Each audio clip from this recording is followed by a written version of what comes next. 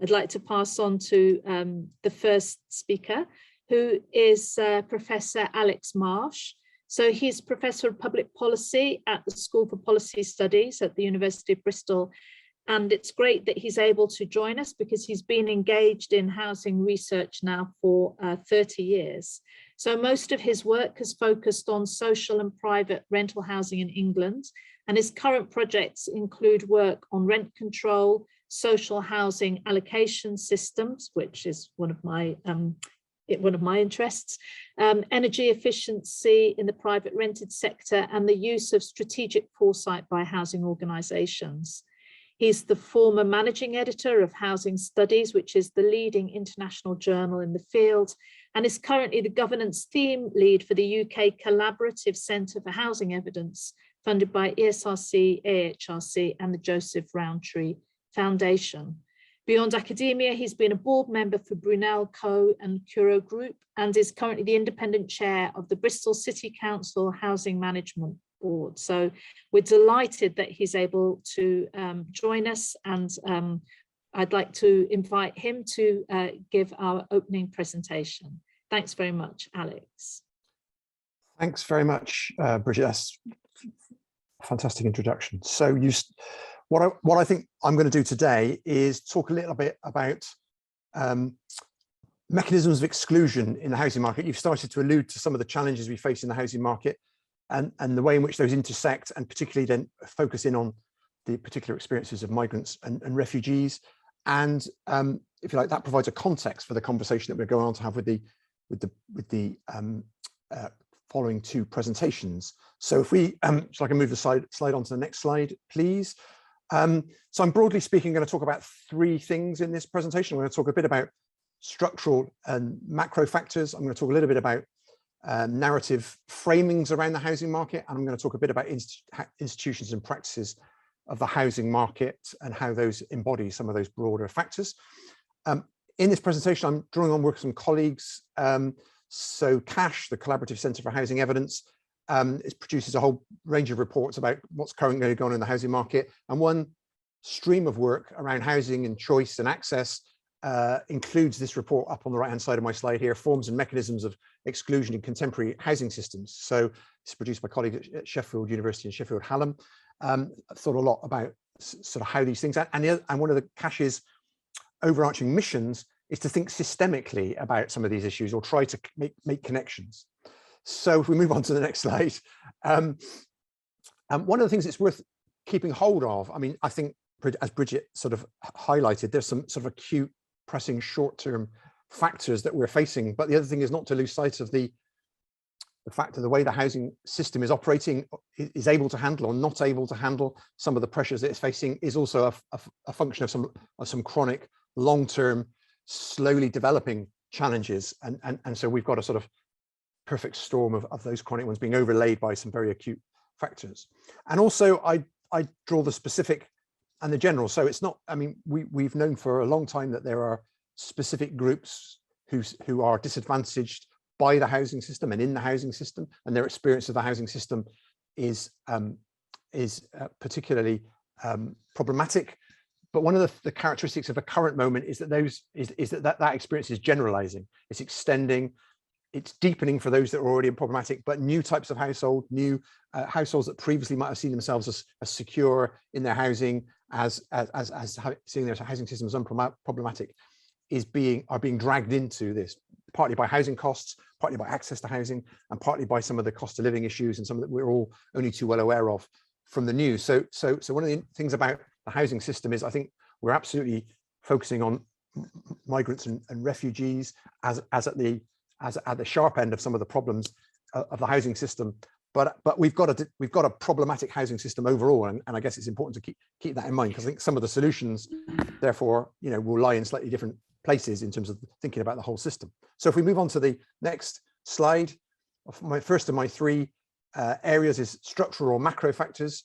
I mean, if we had to summarize, we could spend a long time talking about this, but if we had to summarize the development of the context for housing and the problems we face, it would be a long-standing process of marketization, a well-embedded process of financialization, the connection of the housing system to the broader global financial system, the reformulation of housing as a mode of investment to reap a return, rather than prioritizing housing as a place to dwell, as a place to live, as a place to build a life. And that applies across the 10 years. We started off thinking about financialization in relation to own occupation. We now think about it in terms of its impact on social housing. We think about it in terms of private renting. All 10 years are being affected by some of these dynamics around the search for a return through housing. And then over the last decade, the austerity agenda, which has had a particular impact on housing.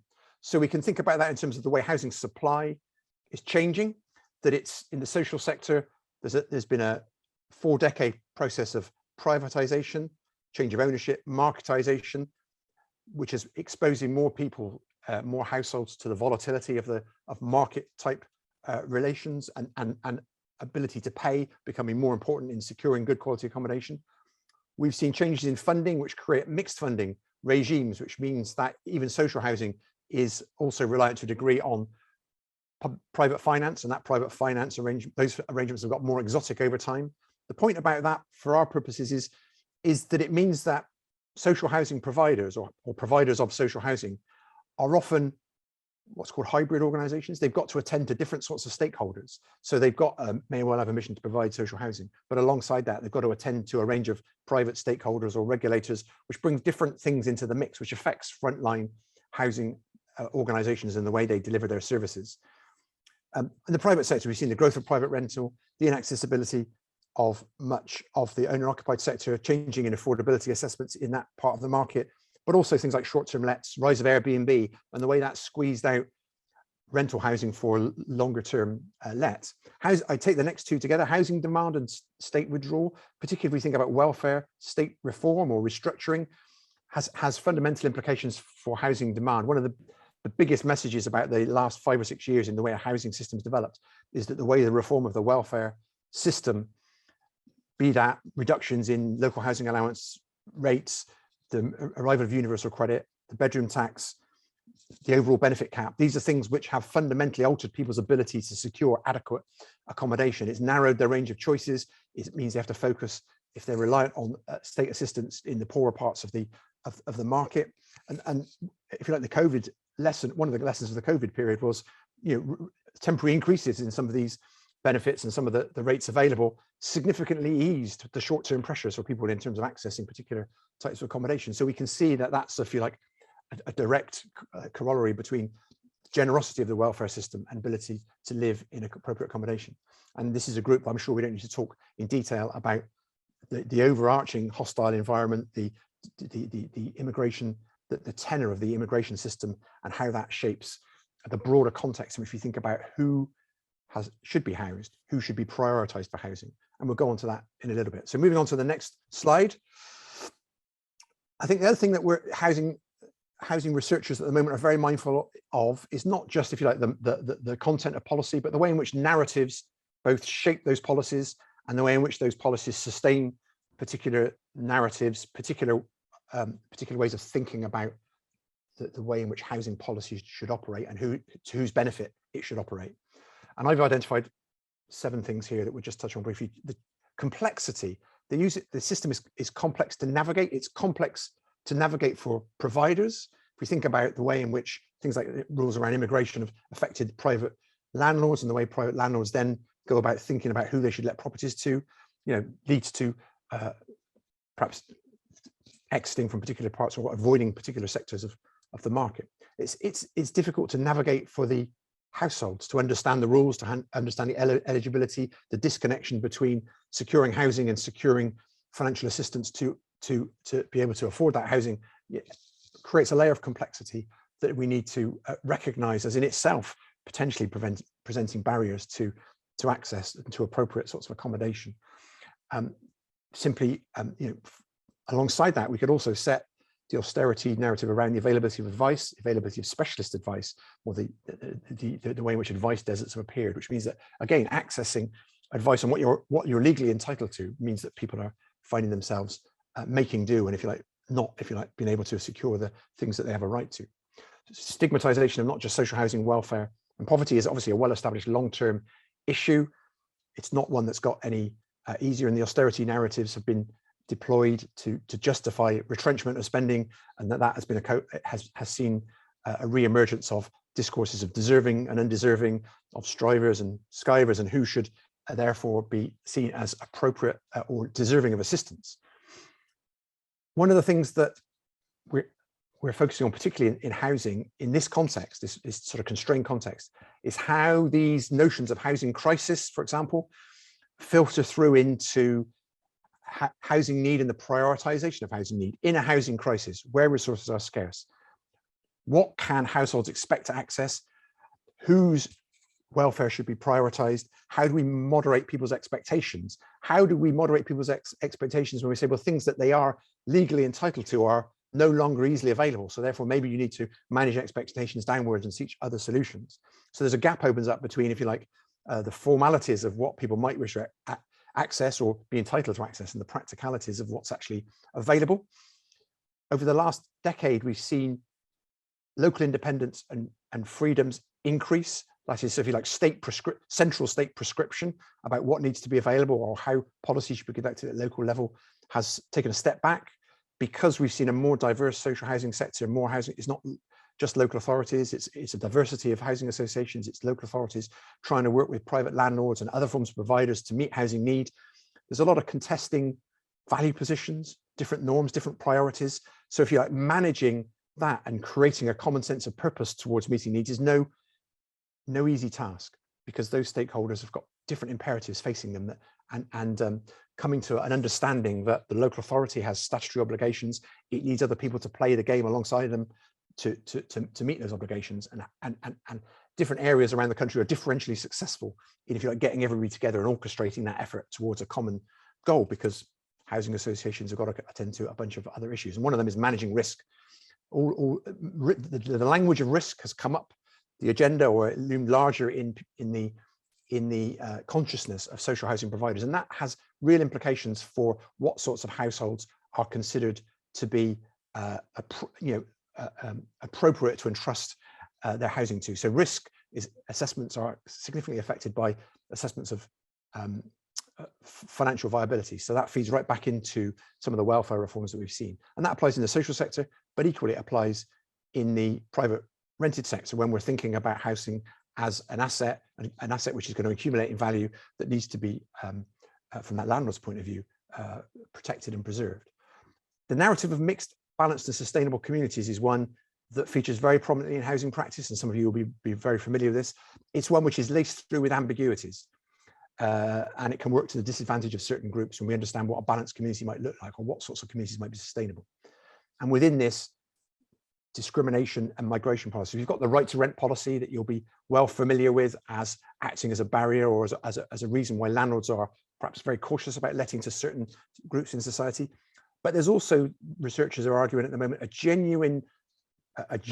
more general stepping back from concerns with equity, concerns with combating discrimination. So if we move on to the next slide, how does this feed through very quickly into practice? So in social housing, we've got 4 or 5 things to mention. One is accessing local housing registers. The gatekeeping of people onto the register who are eligible households and eligible for social housing assistance is an area of contestation. One of the particular areas that affects migrants and refugees is local connection. So that is, does a local authority have to have a duty to assist you because you have a connection to the local area? And local connection policies are have tightened over the last few years to try and, if you like, manage the flow of people onto the register, which works particularly to the disadvantage of new arrivals. Those in the most need, the most disadvantaged, there's a long-standing research literature pointing to the idea that they go to the poorest properties within the social rented sector. Local lettings relationships, which are about balancing up communities, sustainable communities, rebalancing, for example, child densities within a particular area. How does that affect particular types of households? How does it affect particular types of households who may be migrants or refugees? If you can get onto the register, we get a set of things that might come and kick in when you're trying to access a particular property. Lots of attention at the moment on how landlords are using pre-tenancy assessments to judge the suitability of particular tenants or particular households for a tenancy, their financial circumstances, can they afford the rents? Are they going to look after properties, antisocial behaviour, etc.? That area, we don't know lots about how they're working around the country, but we're trying to do some work on understanding how that is going to play out. And in that, there's an element of thinking about support needs and tenant or potential resident conduct. And those things can act as gatekeepers because some of the parameters of those decisions are determined locally and determined differently in different places. Private renting, deposits and guarantees are coming out as quite a big issue. So it's not just, can you afford the rent? Can you afford the upfront payments? Particularly if you don't have guarantors. In some cases, you're being asked for 6 months rent in advance in order to be able to access a property. How do we overcome that as a barrier to accessing particular types of property? Again, thinking about housing as an asset, conduct and support needs, declining adult social care, and lack of availability of floating support, key workers, other parts of the system that aren't there at the moment to provide landlords with assurance that tenants will be able to sustain and live independently. And technology is something which hasn't featured so strongly in social housing, but in the private rented sector, credit scoring, credit histories, screening tenants, new methods of trying to differentiate between the good and the bad tenant, These are things that are really are becoming increasingly important. And again, there's research going on about algorithmic regulation of the housing market and how that's affecting who gets what.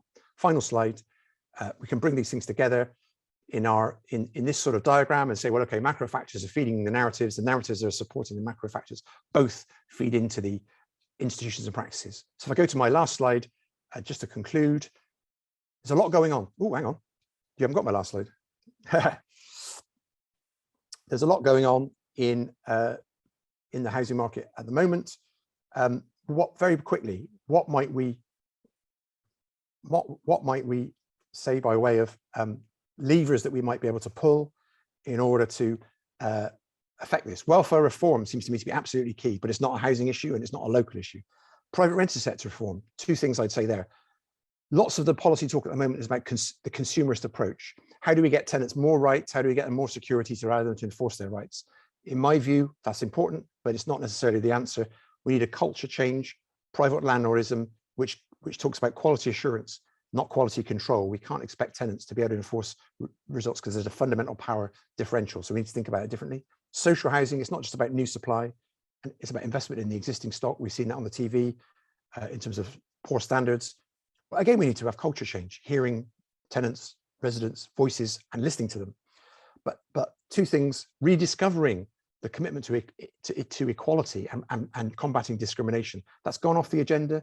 We need to get it back up the agenda and really take those equalities duties seriously and disseminate that across the system. But finally, new narratives. Interesting things happening in Scotland at the moment. The new private rented sector in Scotland starts with a discussion of the right to adequate housing and its importance for building a life well lived. There's a lot of talk about housing and its importance for contributing to well-being after the COVID period. We need to restate the importance of housing for life in general. And we can do that perhaps using the capabilities framework. And I guess the way I'd summarize that is, in an austerity context, what we need to do is shift the narrative from we can't afford to do it to we can't afford not to do it, because housing is so central to the ability of households to not just feel settled, but also to live a life well lived and flourish and achieve their potential. So we need to get the narrative somewhere different about where housing sits for migrants, particularly in terms of their ability to integrate. And that's something which we're going to go on to talk about in the next couple of presentations. And I'll stop there. Well, that was, thanks, Alex. That was really fantastic, really interesting. And I'm amazed you managed to pack it in 15 minutes. So thank you so much. I've got lots of questions now. Let's move on to our next speaker, Hannah Locke. So Hannah is the Senior Best Practice Officer at Crisis, focusing on ending homelessness for non-UK nationals. She's worked at Crisis for over 4 years, most recently managing relationships with grantees of their innovation and best practice granting fund pots. And she's worked with organisations from across the UK to find best ways to support people with insecure immigration statuses experiencing homelessness. So thanks very much for coming, Hannah, and look forward to hearing from you. Thank you, Bridget. And yeah, good afternoon, everyone. Lovely to be here. I just wanted to keep on the trend that Alex was talking about there, because it does flow really nicely to, I want to talk or read out a story from Chloe. So if I could just go to the first slide, thank you. So this is Chloe. Chloe was an asylum seeker who had been identified as a victim of human trafficking and modern slavery. She was staying in a safe house in the south of England. The safe house had rules that were very restrictive. There was no Wi-Fi available and guests were only allowed in and out at certain times. Chloe was dreaming of going to university to study law and wanted to take the next steps in rebuilding her life. She had a caseworker who recognised that the arrangements at the safe house were limiting her, and so they made a referral to Hope at Home. Hope at Home is an organisation that runs hosting schemes specifically for victims of human trafficking and modern slavery. They found a host family for Chloe in the West Midlands.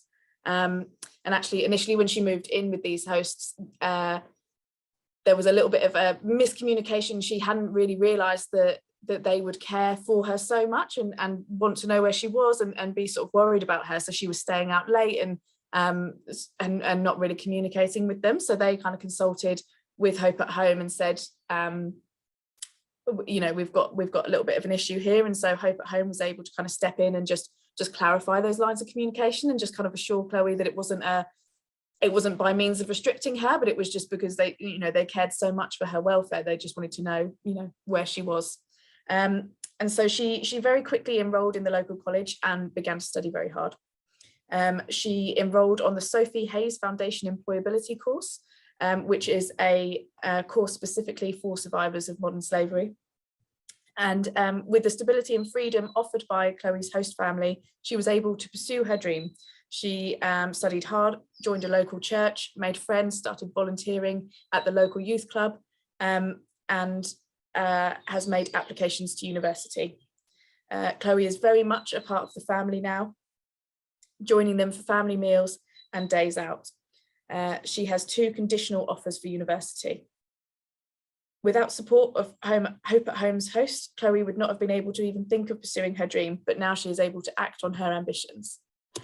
So that one I just wanted to flag. If I could just skip to the next slide. The reason I'm talking about that is follows on from what Alex was saying, is that the housing, you know, she had a roof over her head initially. You know, if we follow this model of change, she did have a roof over her head. She was not street homeless at that point, but the housing wasn't suitable or sufficient to meet her needs. So this just like infographic kind of really is very reductive, but to show that there's the impact that housing has on all aspects of our lives. If you could, sorry, go to the next slide again for me. I have a very, again, sort of reductive slide in comparison to Alex's presentation, so I'm not going to spend too long on it, just the division of the private and the social different models of housing. So I'm actually just going to, sorry, if you could skip to the slide after that. You can see here there's like some different options available for non-UK nationals and people who have either been victims of modern slavery, who may be seeking asylum, who have limitations to their access to public funds, is really the core issue there. And so there's some other options that are available to them sort of within the private rented sector. You know, if they've only got access to the shared accommodation rate, or their access to housing is limited by benefits, then they will likely be living in sort of HMOs and other sort of less stable accommodation, even within the private rented sector.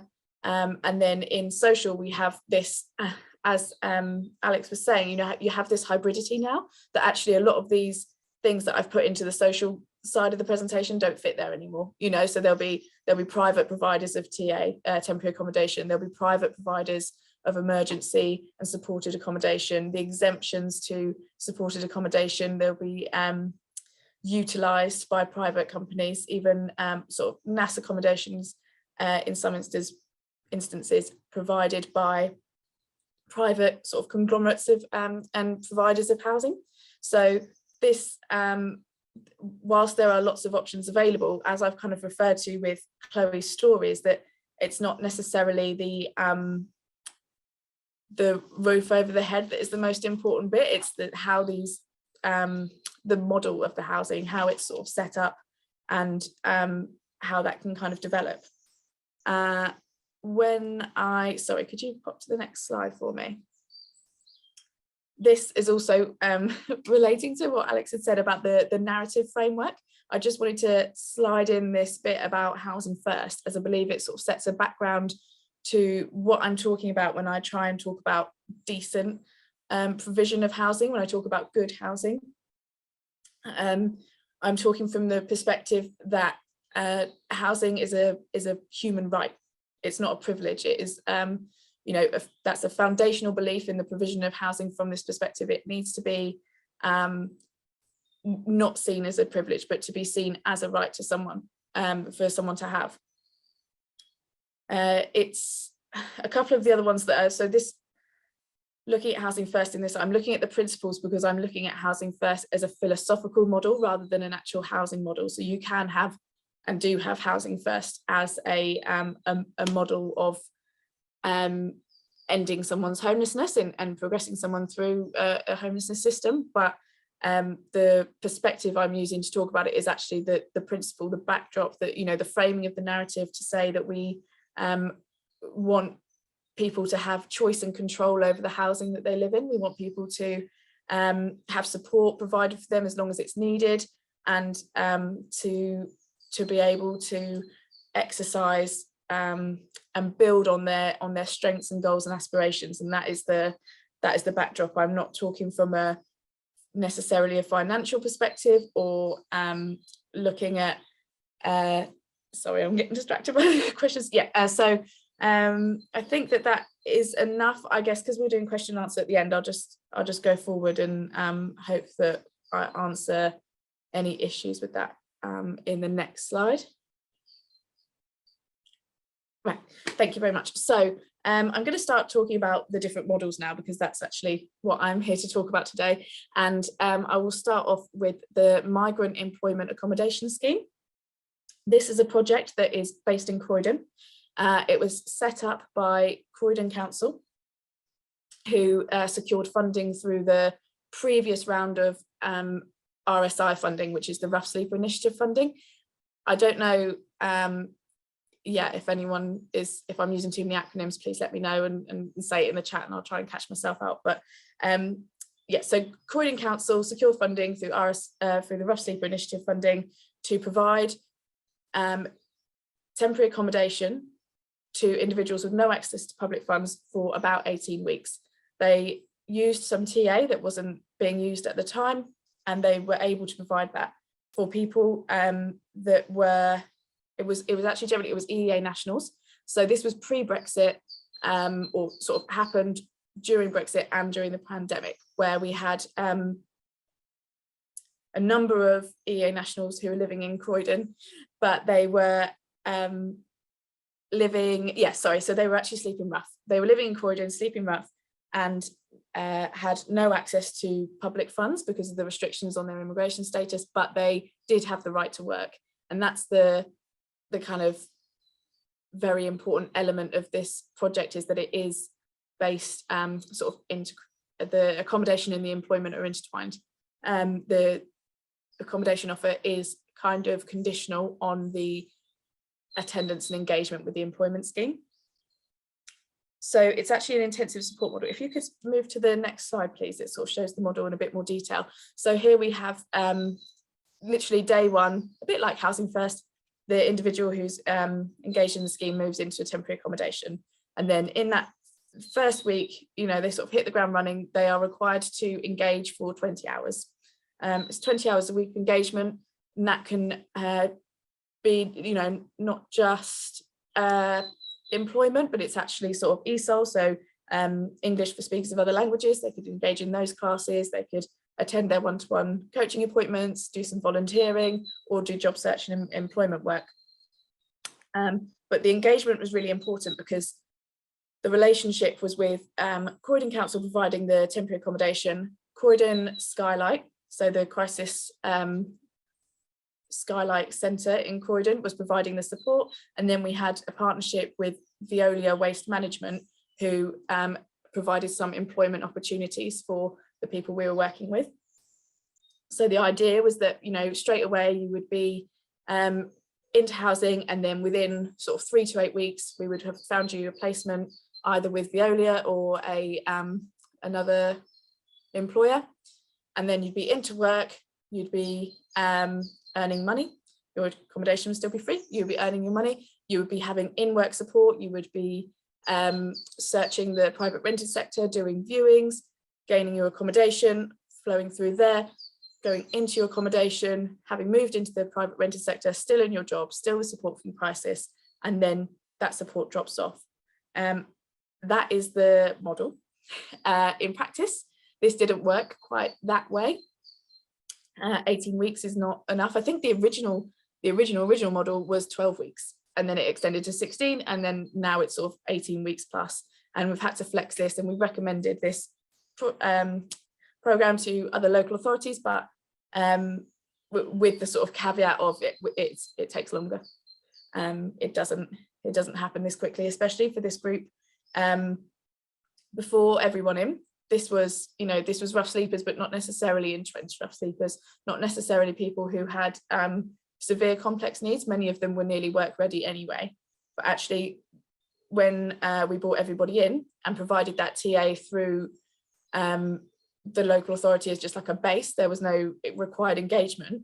Anyone who was work ready, or most people who were work ready, were able to use that accommodation as like their springboard, and that worked for them. And they went off, they worked with their support workers, not through this program, but through the local authority plan, and they have, you know, succeeded and thrived. So that's really positive, but it means that there is a cohort that we're working with now who have complex needs, who maybe have substance misuse issues, maybe who have alcohol dependency, who are not necessarily work ready, and so this process takes longer.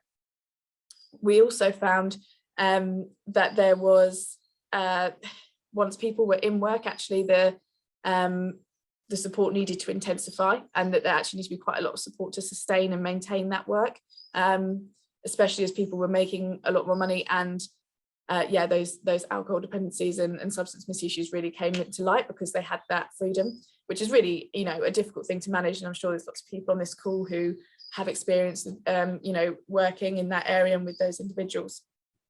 So I won't go on too much about that, but just to say that we have asked local authorities to kind of bid for funding through the latest round of the Rough Sleeper Initiative funding to host projects like this, and we have a few that are interested. We're just waiting to see whether or not they get that funding pot. And I've seen a question in the chat about what do you do if they're working but the PRS is still completely unaffordable. And yeah. Sorry, Hannah, can I interrupt? Can you answer that question later, right at the end? All right, let's. Yeah, because we need to stick to 15 minutes.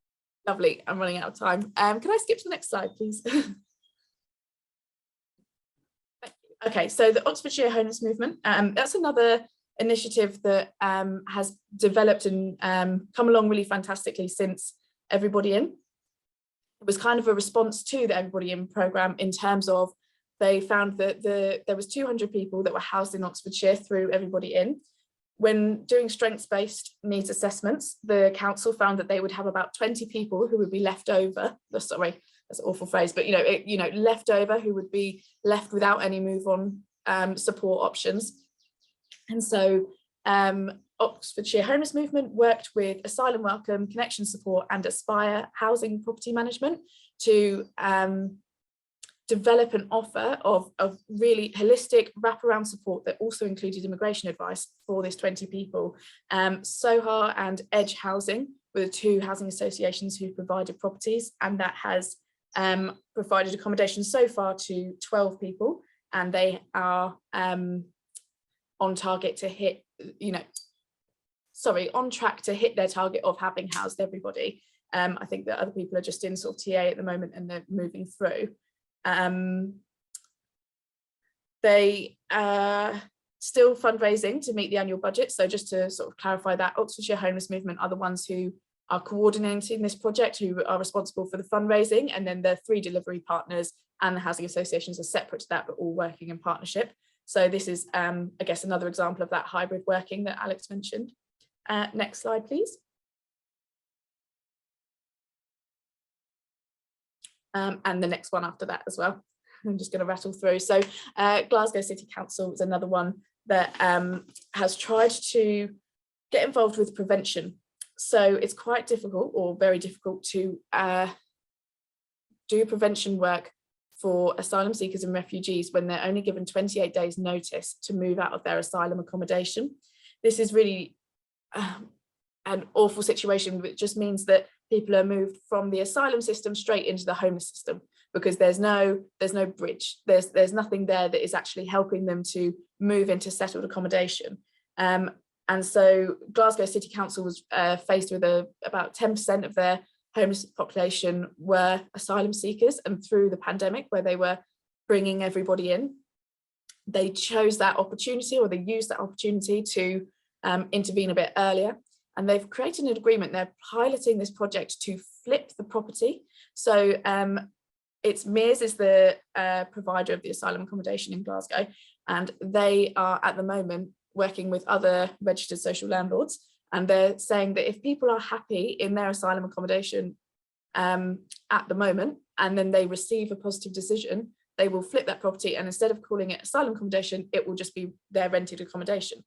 And the idea of that is that if the property is satisfactory and they're happy there and it's suitable, it removes this additional move on, which can be re-traumatizing, it can be problematic, it can throw people into that homelessness system unnecessarily, because if they're just going to, especially if they're just going to cycle back round into a social property, which is, I know, not really the scenario that we would have in Bristol, but it's an interesting way of them trying to do this prevention work and trying to meet that need. I'm going to go to the next slide. Sorry, I know I'm really rushing through. I just want to get all of it in. Home for You are based in Cardiff, so I've got my England, Scotland and Welsh sort of representatives in my head here. We've got Home for You are working with housing associations who fund properties or give them at a sort of peppercorn rent to victims of modern slavery and asylum seekers. And the way that they do this is through the social clauses in the housing associations policies and contracts. What they also do is they encourage the housing associations to work with developers. They put in a contract with these developers, they put a clause in the contract with the developers to say, if we give you this contract and you get paid, call it £100,000, whatever, because I'm not very good with the larger numbers. So £100,000, you then have to donate £10,000 to our community fund. And that's the way they do it. So that, or you can give us apprenticeships, work placements, or a certain amount of the properties to use for this cohort. So that's how they get around that, is that and they meet that sort of social responsibility need, but they do it through these clauses, which we hadn't heard of before. And then I think I might have just about done that. I just wanted to finish with a quote from one of our beneficiaries of the Oxfordshire homeless movement, if that's okay, who is Masod.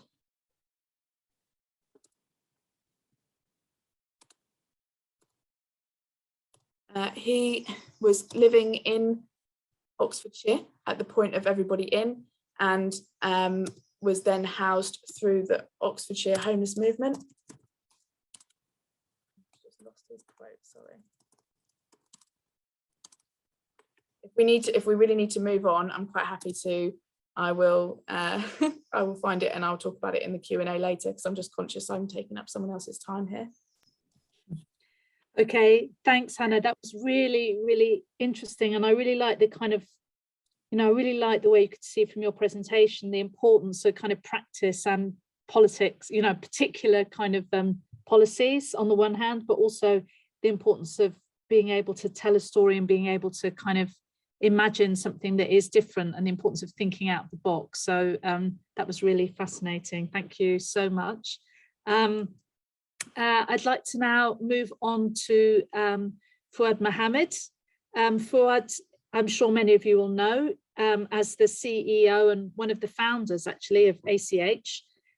He came to the UK as a refugee from Somalia, speaking no English, and went on to obtain a first-class degree in engineering from Bath University, and then an MSc in management from Lancaster Business School. He's since graduated from executive programs at the Cranfield School of Management, Aston Business School, cited Business School, and was in 2016 a CLAW Social Fellow for Refugee and Migrant Communities. And he's currently a 2018 Churchill Fellow.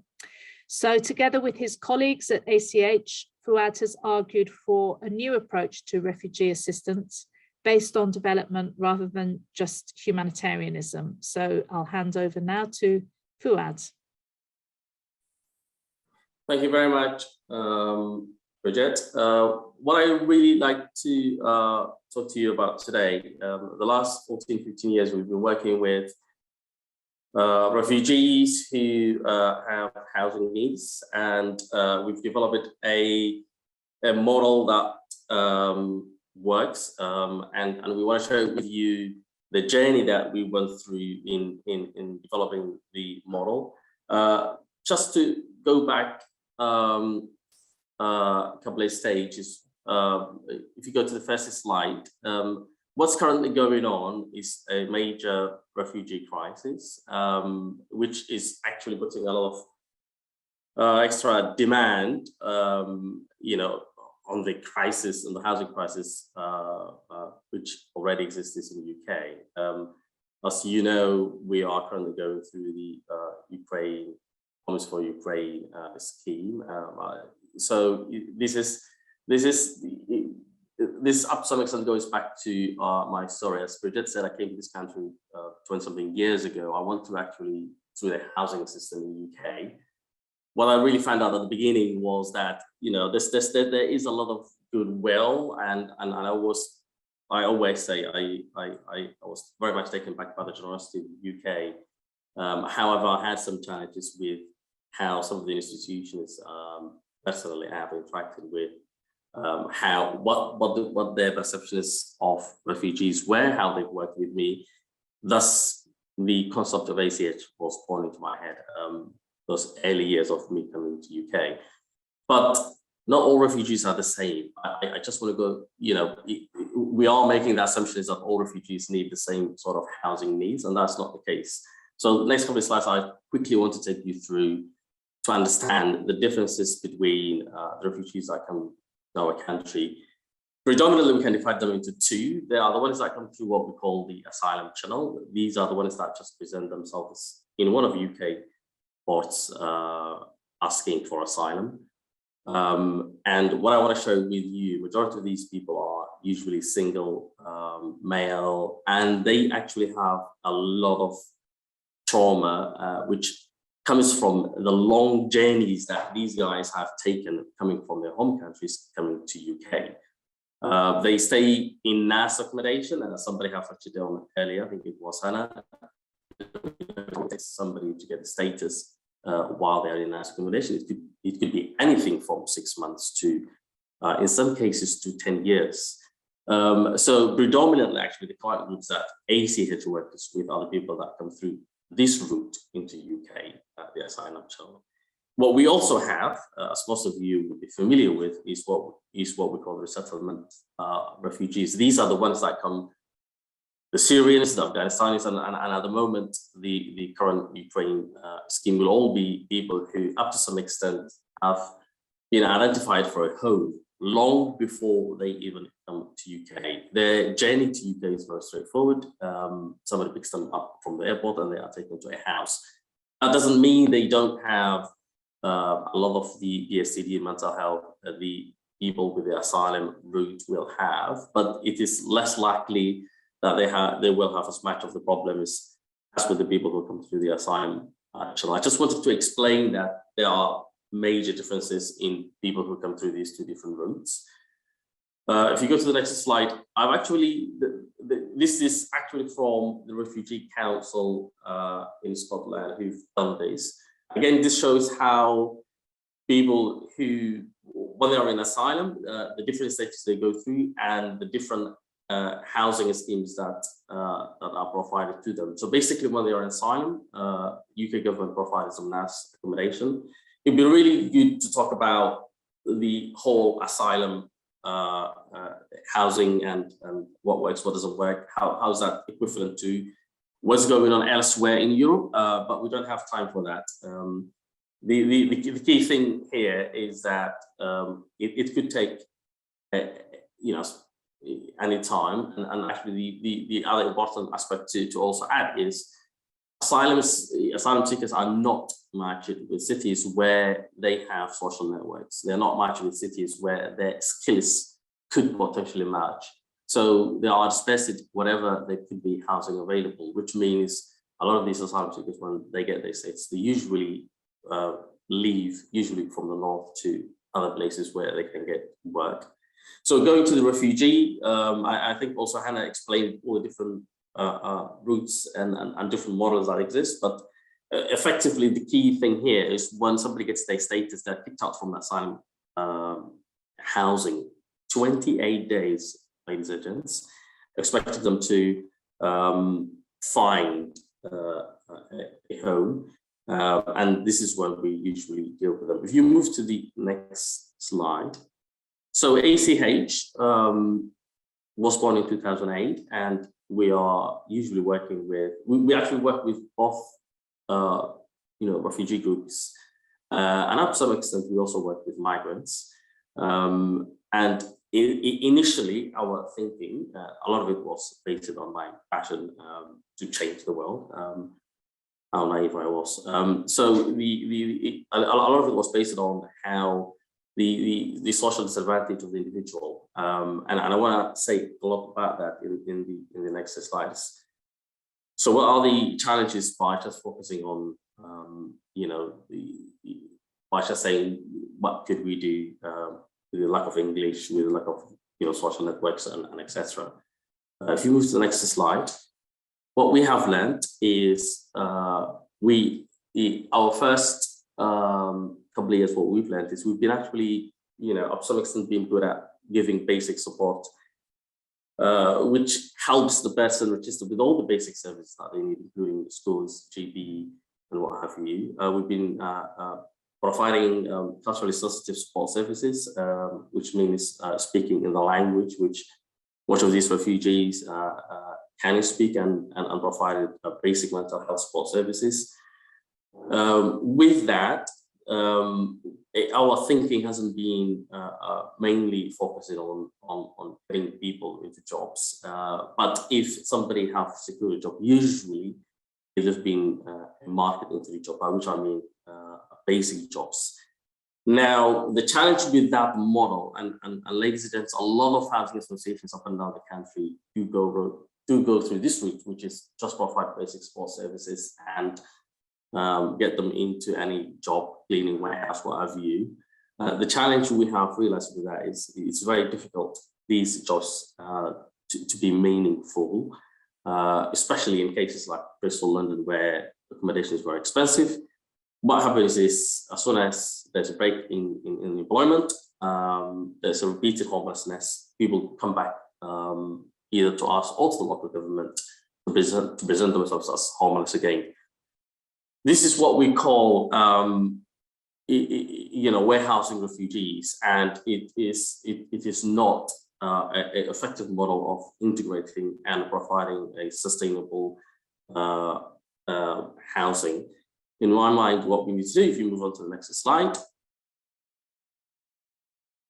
this is what we have learned would be much more sustainable for helping our clients move on into self-independency, move on into private tenancy, and sustain that private tenancy is to think about the housing that we provide is the first stage. I haven't spent a lot of time talking about housing, and I'm very grateful to what Hannah and Professor Alex said earlier about the different housing situation is. But all of that, if you put it together, it is the first stage of the integration the person needs. And too often what we find out is the support that follows that, which is the basic support services needed. And this will be very similar to those of you who want to deliver the homes for Ukraine. There will be a lot of support services needed, but that alone is not enough. So the argument I want to make is we really need to focus on helping people either into self-employment or employment, and that can and what we found out, the majority of our tenants, 80% of them either go into work or 20% of them start businesses. If you move on, please. This is, if you go to the next slide, what I want to share with you is how do you deliver an impactful housing support model. So the model I just gave you, how could you deliver that and make sure that it actually works for you? So if you go to the next slide, there's actually what we have learned in the past 14, 15 years of working, with thousands and thousands of clients, is that majority of them, of actually the clients that we work with, will be far away from the marketplace, will have health needs, language needs, physical health issues, which means they actually be far away from the marketplace, which means they're likely to be either in, social housing, supportive housing over long term. But what we also have found out is the other 40% and are actually closer to the marketplace. And I know somebody said earlier that, what is the point of having somebody in employment if the housing is expensive? Our thinking is that getting something into work is not only what we are advocating for here. What we are advocating is helping the persons to meet with their aspirations, helping them into a medium salary or a meaningful employment. And what we know is 5% of the clients that come to us actually have been either engineers, doctors, and what have you in their home country. So these are very easy win to get them into work. And the other 35%, with some upskilling, some education training, we can get them into the labor market. So this segmentation also means not everybody is the same. And it's very important, whatever service you want to design, that you actually address it to where the skills and how close they are to the labor market, depending on what skills people have. If I want to share with you, another example. If you move on to the next slide, so this is actually how we deliver our housing support model. Again, I think it was crisis presentation. It's very intensive. Again, to those of you who would be working on the Ukraine, Homes for Ukraine, this is a really good model. It needs to be very intensive at the beginning. It needs to be one-on-one. You really need to assign somebody who understands the refugees, ideally a support worker. And with what we've done, we found out that usually not in all cases, that within a year, 9 months, people have moved on from our support accommodation into private tenancy. And I don't have enough time to go through this model, but I'll be happy to talk to you later on how we have designed this. If you move on,